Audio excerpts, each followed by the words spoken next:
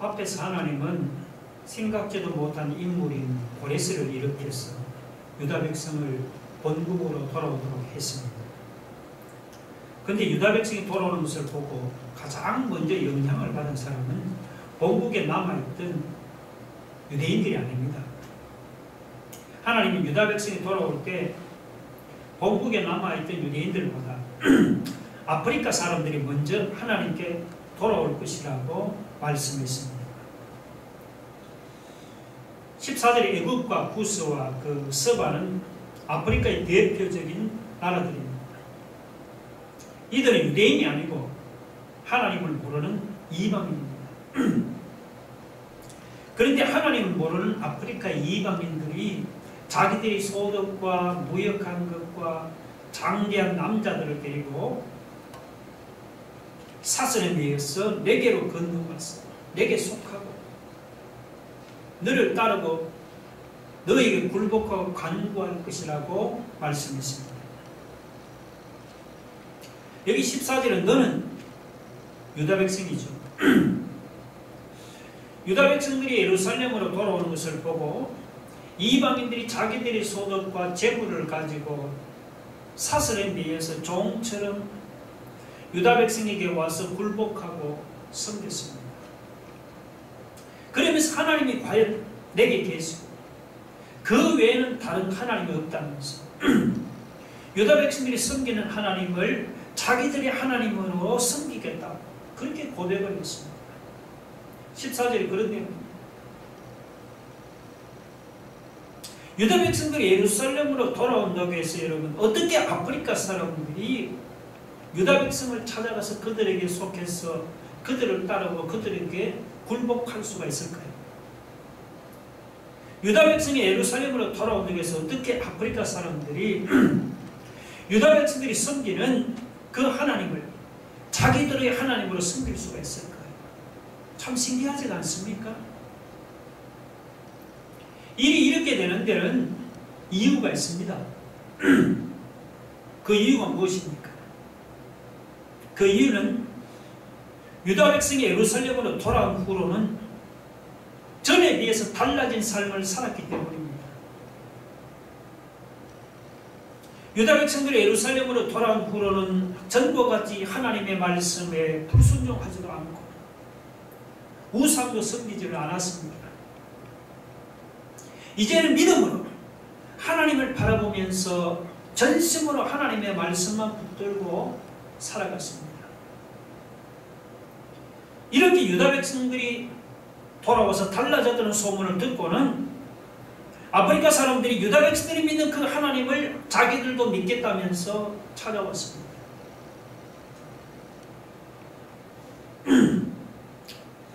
여기서 이 애굽의 소득이나 혹은 구스가 무역한 것이나 그리고 스바의 장대한 남자들은 모두가 자기들에게는 각자 나름대로 가장 좋은 것들입니다. 애굽과 구스와 스바가 유다 백성을 통해서 하나님을 만난 후로는 자기들이 가장 좋은 것들을 바쳐서 하나님 일을 하겠다면서 유다 백성을 찾아왔습니다. 하나님을 모르는 자기들이 유다 백성을 만나서 하나님의 사람이 된 것을 생각하면 가장 좋은 것을 바쳐도 아까운 것이 하나도 없다는 그런 표현입니다.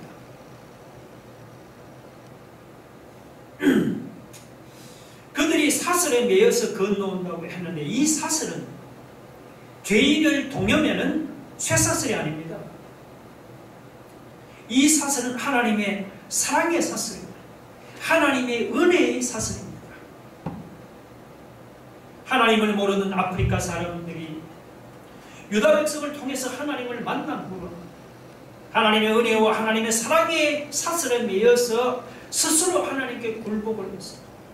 하나님을 섬기겠다고 자기 발로 찾아왔습니다.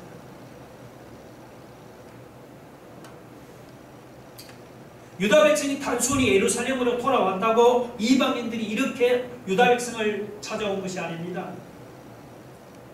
전에는 우상을 섬기던 유다 백성이 예루살렘으로 돌아온 후로는 하나님만 바라보고 하나님의 말씀만 붙들고 살아가는 하나님의 사람으로 변화되었습니다. 그것을 보고는 이방인인 자기들도 유다 백성들처럼 그렇게 변화되겠다면서 그들을 찾아왔습니다. 여기서 하나님을 모르는 사람들이 예루살렘으로 돌아온다는 것은 신약시대에 불신자들이 복음을 듣고 하나님께로 돌아오는 것을 비유합니다. 이사야 예언대로 오늘날 하나님을 모르는 많은 불신자들이 복음을 듣고 하나님께로 돌아오지 않았습니까? 하나님을 모르던 저와 여러분들이 이렇게 예수 믿고 하나님께로 돌아오는 것이 바로 그 증거가 아닙니까?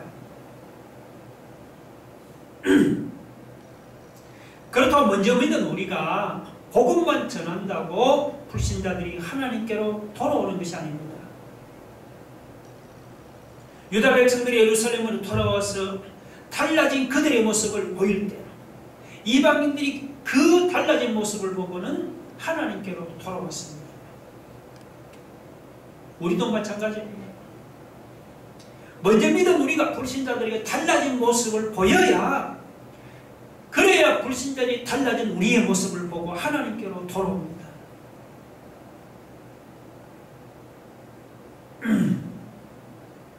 믿기 전이나 믿은 후에 달라진 것이 아무것도 없습니까? 그러면 불신자들이 하나님께 돌아오는 것이 아니고 도리어 하나님이 불신자들 앞에서 조롱을 당합니다. 예수 믿음으로 변화된 우리의 모습을 불신자들에게 보여줄 수 있기를 바랍니다. 하나님의 은혜에 사로잡혀서 하나님을 바라보면서 하나님의 말씀을 붙들고 살아가는 우리의 변화된 모습을 불신자들에게 보여줄 수 있기를 바랍니다.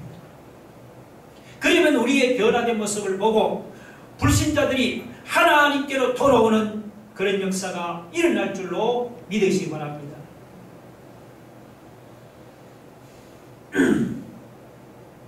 그 다음 15절로 17절은 하나님을 모르던 이방인들이 하나님께로 돌아와서 고백하는 그런 말입니다. 이방인들이 하나님께 돌아와서 전에 자기들이 섬기던 우상과 하나님을 비교해서 하는 말입니다. 이방인들이 하나님께로 들어오기 전에는 그때는 눈에 보이는 형상을 만들어 놓고 그것을 자기들의 신이라고 섬겼습니다. 예를 들면 애굽 사람들은 나일강을 자기들의 신이라고 섬겼습니다. 가나안 원주민들은 바알 신이나 아스라 우상을 만들어 놓고는 그것을 자기들의 신이라고 섬겼습니다. 바벨론 사람들은 모르닥 우상을 만들어 놓고는 그것을 자기들의 신이라고 섬겼습니다. 이렇게 우상을 섬기는 사람들의 공통점이 하나 있습니다. 그것은 자기들이 섬기는 신을 눈에 보이는 우상의 형태로 만들어 놓고 섬긴다는 것입니다. 애굽 사람들이 섬기는 나일강과 눈에 보이는 것이 아니죠. 가나안 원주민들이 섬기는 바알신, 바벨론 사람들이 섬기는 모르닥 신이 전부 다 보면 눈에 보이는 우상의 형태로 되어 있습니다. 그러니까 중동 사람들은 우상을 만드는 것이 아닙니다. 이렇게 신을 보이는 우상으로 만들어 놓고 섬기는 것은 전 세계 사람들의 공통점입니다. 우리나라도 보면 돌무더기나 고목나무를 신이라고 섬기지는 않습니까? 그런데 사람이 우상을 섬기다가 하나님을 만나면은 자기가 섬기던 우상이 아무것도 아니라는 것을 알게 됩니다. 여러분, 진짜 하나님은 돌무더기나 고목나무 같이 눈에 보이는 형태로 존재하는 것이 아닙니다. 15절을 같이 읽어볼까요? 시작. 구원자 이스라엘 하나님이여 진실로 주는 스스로 숨어 계시는 하나님이시니이다.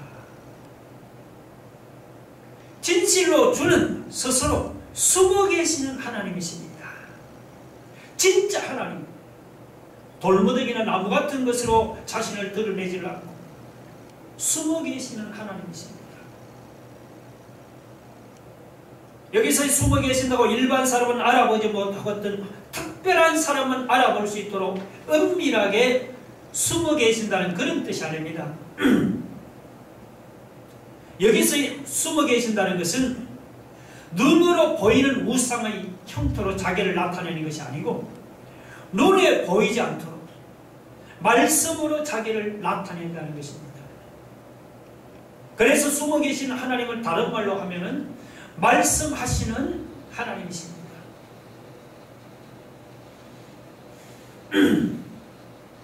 하나님 자신은 은밀하게 숨어 계시기 때문에 사람이 눈으로는 절대로 하나님을 보지를 못합니다.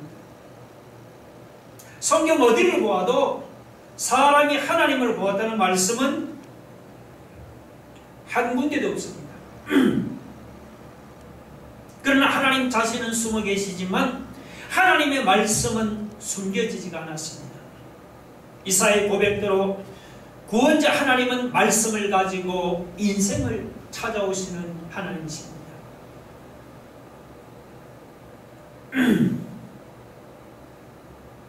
예수님의 제자 중에도 자기 눈으로 부활하신 예수님을 보아야만 믿겠다고 고집하는 제자가 있었죠. 누굽니까? 바로 도마라는 제자가 그랬습니다. 부활하신 예수님이 제자들을 찾아왔을 때 마침 그날따라 도마는 그 자리에 없었습니다. 나중에 제자들이 부활하신 예수님을 보았다고 말하니까 그때 도마는 자기 눈으로 보지 않고는 절대로 믿지 못하겠다고 말했습니다. 그 후에 예수님이 다시 나타나서 도마에게 뭐라고 말씀했습니까? 요한복음 20장 29절에 보면 도마야 너는 나를 본고로 믿느냐? 보지 못하고 믿는 자들이 복되도다고 말씀했습니다. 자기 눈으로 예수님을 보고 자기 손으로 예수님을 만져보고 믿는 사람이 복된 사람이 아닙니다. 비록 눈으로 보지 못해도 하나님의 말씀을 듣고 믿는 사람이 복된 사람인 것입니다. 우리 중에도 도마와 같이 자기 눈으로 하나님을 보아야만 믿겠다고 고집하는 사람이 있습니까? 눈에 안 보이는 하나님을 눈에 보이는 돌무더기나 목상이나 석상의 형태로 만들어 놓고 그것을 하나님이라고 섬기겠다고 고집하는 사람이 있습니까? 여러분, 진짜 하나님, 돌무더기나 석상으로 자기를 드러내지 않고 숨어 계시는 하나님이십니다. 숨어 계신 하나님을 눈에 보이는 목상이나 돌무더기로 만들어서 섬기려고 하지 마세요. 숨어 계신 하나님을 눈에 보이는 우상 형태로 만들어 섬기면 부끄러움을 당하고 수치를 당합니다. 숨어 계신 하나님은 말씀으로 자신을 나타내십니다. 숨어 계신 하나님을 보려고 하지 마세요. 하나님을 보려고 하면 마귀가 이상한 것을 보여줍니다. 하나님을 보려고 하는 대신에 하나님의 말씀을 사모하기 바랍니다. 숨어 계신 하나님을 믿는다는 것은 바로 하나님의 말씀을 믿는다는 것입니다. 비록 눈으로는 하나님을 보지 못해도 하나님의 말씀을 듣고 믿는 일은 복 있는 사람이 되기를 주의 이름으로 축원합니다.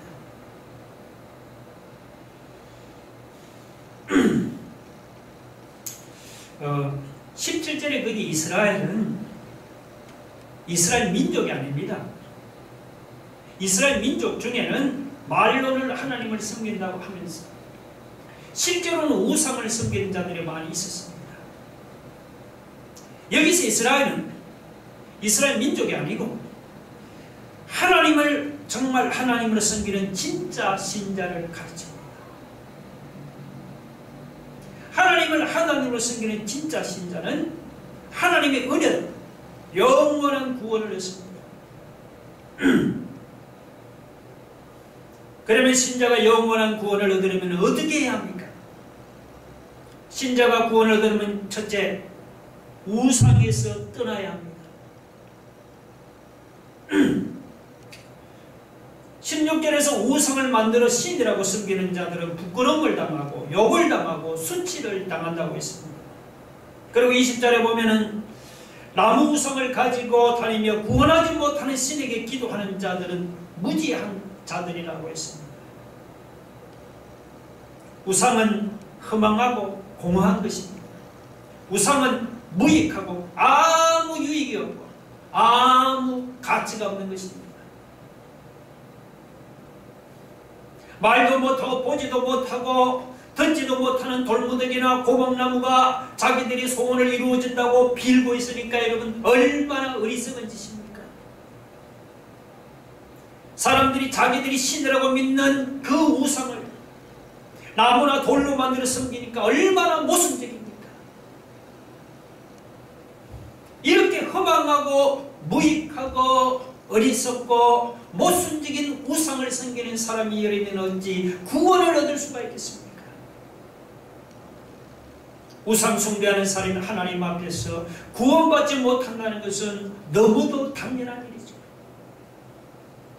오늘 우리가 하나님의 은혜로 구원 얻기를 원한다면 무엇보다 먼저 이 허망하고 무익하고 어리석고 모순된 우상 숭배에서 떠나기를 주의 이름으로 축원합니다.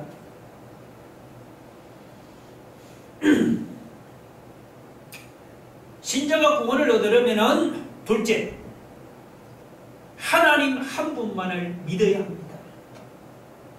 아니 하나님이 도대체 어떤 분이기에 하나님 한 분만을 믿어야 구원을 얻습니까?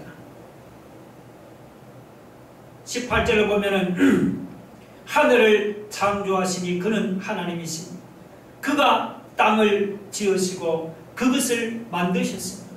그것을 견고하게 하시되 혼돈하게 창조하지 아니하시고 사람이 거주하게 그것을 지으셨으니 라고 했습니다. 하나님은 하늘과 땅을 창조하신 위대하신 분입니다. 여기서 이 하늘은 별들의 세계를 가르칩니다. 천체. 오늘날 아무리 과학기술이 발달되었다고 하지만 별들의 세계에 대해서는 아직 초보 지식도 모르는 그런 정도입니다. 사람이 발을 딛고 사는 땅도 만약에 콘크리트로 되었다면 농사를 지을 수가 없죠. 딱딱한 콘크리트 위에 어떻게 씨를 뿌리겠습니까? 어떻게 밭을 갈겠습니까? 그렇다고 진흙으로 되었다면 사람이 살지를 못합니다. 사람이 발을 딛고 사는 이 땅도 그냥 흙덩어리가 아닙니다. 하나님이 땅을 지으시되 너무 딱딱하지도 않고 너무 물렁물렁하지도 않고 사람이 살기에 딱 좋도록 만들었습니다. 이렇게 땅을 보든지 별들이 가득한 지금 하늘을 보든지 하나님은 정말로 위대하신 분입니다. 하나님 또한 온 우주에서 한 분이신 하나님이시죠. 18절 하반절에 보니까 나는 여호와라 나 외에 다른 이가 없느니라. 하나님은 나 외에는 다른 이가 없다고 말씀을 했습니다.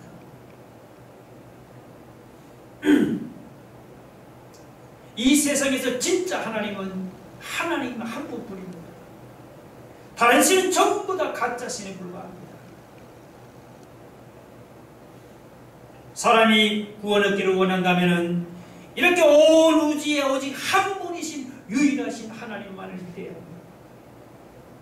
하늘과 땅을 창조하신 위대하신 하나님만을 믿어야 합니다.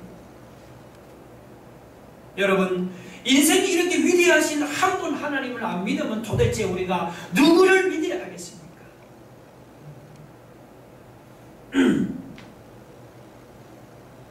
신자가 구원을 얻으려면 세 번째, 죄를 회개하고 하나님을 바라보아야 합니다. 22절에 보면 땅의 모든 것이여 내게로 돌이켜 구원을 받으라. 나는 하나님이라 다른 이가 없느니라. 이 구절은 유명한 설교자인 스펄전 목사를 회개시킨 말씀입니다. 어느 날 스펄전이 시골교회 예배 참석했다가 어떤 이름 모를 전도사가 땅의 모든 것이여 내게로 돌이켜 구원을 받으라는 그 설교 말씀을 듣고는 회개하고 하나님께로 돌아왔습니다. 여기서 이 땅의 모든 것은 땅 끝에 있는 모든 이방 사람을 가르칩니다. 땅 끝에 있는 이방 사람 우리가 볼 때는 구원받을 가망이 없죠.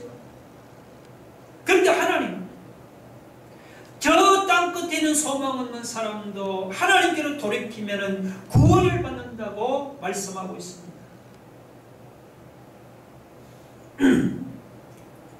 여기서 이 돌이킨다는 말은 히브리어로 베누입니다. 베누. 방향을 돌이켜서 쳐다본다는 뜻입니다. 신약적인 용어로는 회개하고 하나님을 바라본다는 말입니다. 회개는 방향 전환이죠. 죄의 길로 막 달려가는 사람이 방향을 하나님께로 돌이키는 것이 회개입니다. 그러나 죄의 길에서 회개하고 하나님께로 방향을 돌이킨 것으로는 구원을 얻는 것이 아닙니다. 회개하고 죄의 길에서 하나님께로 방향을 돌이킨 다음에는 믿음으로 하나님을 쳐다보고 하나님을 바라보면서 하나님을 향해 나아가야 구원을 얻는 것입니다. 죄의 길에서 돌이켰지만 그러나 아직 죄에서 떠나지 못하고 여전히 그 자리 죄의 자리에 주저앉아 있습니까? 그런 사람은 온전한 회개한 것이 아니고 온전히 구원받은 것도 아닙니다. 회개하고 죄의 길에서 돌아섰다면 이제는 더 이상 죄의 자리에 머물지 말고 죄의 자리에서 일어나서 믿음으로 하나님을 쳐다보고 하나님을 바라보면서 하나님을 향해 나아가야 하는 것입니다. 그래야 온전한 구원을 얻을 수가 있는 것입니다.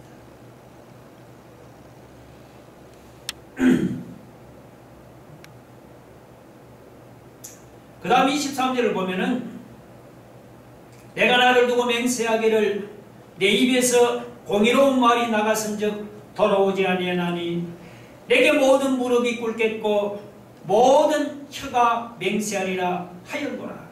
그렇게 말씀했습니다. 여기서 이 맹세는 일반적으로 자기보다 큰 것을 맹세하죠. 그런데 하나님은 세상에 하나님보다도 더 큰 존재가 없잖아요. 그래서 하나님은 자신을 가리켜 맹세했습니다. 하나님은 하나님의 입에서 나간 공의로운 말이 헛되이 하나님께로 돌아오지 않고 반드시 이루어진다는 것을 자신의 이름을 걸고 맹세를 했습니다. 여기서 하나님의 입에서 나가는 공의로운 말은 그 22절에서 땅의 모든 것이 하나님께로 돌이키면 구원받는다는 바로 그 말씀입니다. 땅 끝에 있는 소망 없는 사람도 회개하고 하나님을 바라보면 반드시 구원을 얻습니다. 24절에 공의와 힘은 여호와께만 있나니라는 것은 하나님의 공의와 하나님의 능력으로만 구원받는다는 말입니다. 여기서 죄인이 하나님의 공의로 구원받는다는 말은 구약적인 구원 방법이 아니죠. 구약적인 구원 방법은 율법을 지켰습니다. 그러니까 율법의 의로 구원을 받습니다. 하나님의 공의로 구원받는 것은 이것은 신약적인 구원 방법입니다. 그 밑에 25절이 신약적인 구원 방법을 좀 더 분명하게 보여주고 있습니다.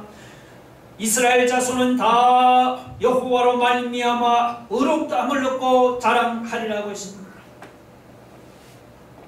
여호와로 말미암아 의롭다함을 얻는다는 것은 하나님의 의로 말미암아 의롭다함을 얻는다는 말입니다. 하나님의 의는 하나님이 예수 믿는 사람에게 입혀주시는 구원의 의를 가르칩니다. 신약의 로마서를 보시면은 하나님의 의는 예수 믿는 사람에게 하나님이 은혜로 그저 주시는 의를 말합니다. 사람이 율법의 의로 구원을 얻을 수 있다면 좋겠는데, 근데 사람은 죄인이기 때문에 율법의 의로는 구원 얻지를 못합니다. 그래서 율법 대신에 하나님이 열어놓으신 새로운 구원의 길이 있는데, 그 길은 바로 예수님을 믿음으로 구원받는 길입니다. 세상에 많은 종교가 있지만 주장하는 내용을 들어보면 다 대동소이하고 비슷비슷합니다. 불교는 사람이 수양을 많이 하고 돈을 닦으면 구원받는다고 가르칩니다. 천주교는 사람이 선행을 많이 쌓으면 구원받을 수 있다고 가르칩니다. 다른 종교도 마찬가지입니다. 세상 모든 종교는 사람이 착한 일을 하고 자신의 의로 구원받을 수 있다고 가르치는 데는 다 공통점이 있습니다. 그러나 기독교는 다릅니다. 기독교는 사람이 자기 의로 구원받을 수 있다고 가르치지 않습니다. 오늘 24절을 보면은 이스라엘 자손은 다 여호와로 말미암아 의롭다함을 얻고 자랑하리라고 했습니다. 기독교는 여호와로 말미암아 의롭다함을 얻고 구원을 얻는다고 가르칩니다. 여기서 이 여호와로 말미암아 의롭다함을 얻는다는 것은 예수님으로 말미암아 의롭다함을 받는다는 말입니다. 나에게는 의롭다함을 받거나 구원받을 의가 없더라도 예수님을 믿음으로 말미암아 의롭다함을 받고 구원을 받는다는 말입니다. 이스라엘은 예수님이 오시기 오래전에 성령의 감동을 받아서 그 사실을 예언했습니다. 지금까지 예수 믿는다면서 자신의 의를 하나님 앞에 자랑거리로 들고 나가십니까? 그러면 이 시간 자기가 자랑하는 자기 의를 다 내려놓기를 바랍니다. 사람이 자랑하는 자기 의라는 것이 자기가 볼 때는 그것이 대단해 보이지만, 그러나 스가랴 3장에 보면은 하나님이 보실 때는 더러운 옷과 같다고 했습니다. 여러분, 사람이 더러운 옷을 입고 어떻게 거룩하신 하나님 앞에 설 수가 있겠습니까? 구원은 하나님 주시는 의로 받는 것이죠. 자기 의를 가지고는 절대로 구원받을 수가 없습니다. 그래서 바울은 예수 그리스도와 그가 십자가에 못 박히신 것 외에는 아무것도 알지 않기로 작정했습니다. 고린도전서 2장 2절에 내가 너희 중에서 예수 그리스도와 그가 십자가에 못 박히신 것 외에는 아무것도 알지 아니하기로 작정하였습니다 했습니다. 여러분, 바울이 왜 예수님과 예수님의 십자가 외에는 아무것도 알지 아니하기로 작정했을까요? 그 이유는 예수님과 예수님의 십자가만이 죄인을 의롭게 하고 죄인을 구원하는 하나님의 의가 되기 때문입니다. 예수님과 예수님의 십자가 말고는 구원받을 길이 없습니다. 우리 25절을 같이 읽고 마치겠습니다.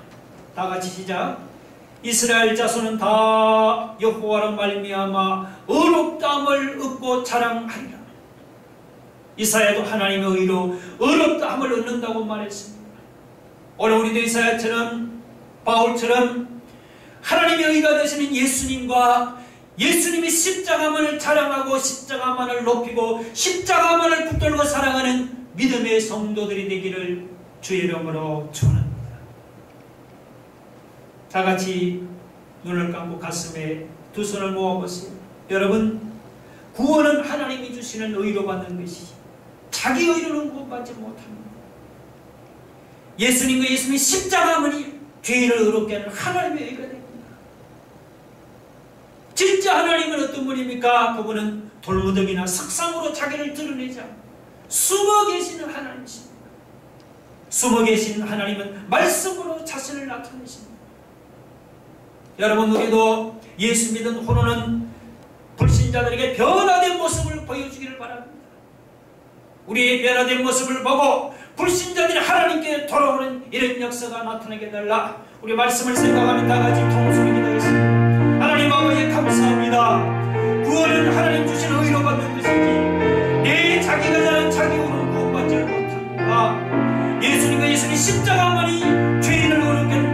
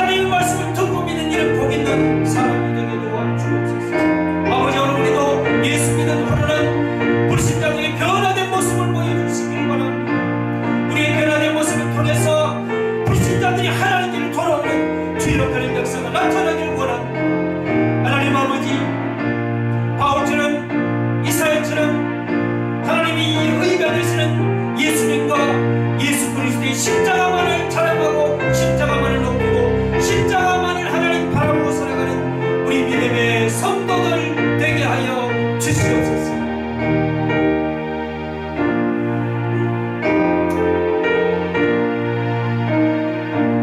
지금은 우리의 소망이 되신 예수 그리스도와 하나님 아버지의 크신 사랑과 성령의 감화 감동으로 충만하신 역사가 자신의 의를 자랑하지 말고 오직 예수 그리스도와 예수님의 십자가만을 자랑하며 십자가만을 높이고 십자가만을 바라보고 살아가기를 소망하는 우리 새하늘교회 모든 성도들 위해 지금부터 영원토록 함께 있을지어다.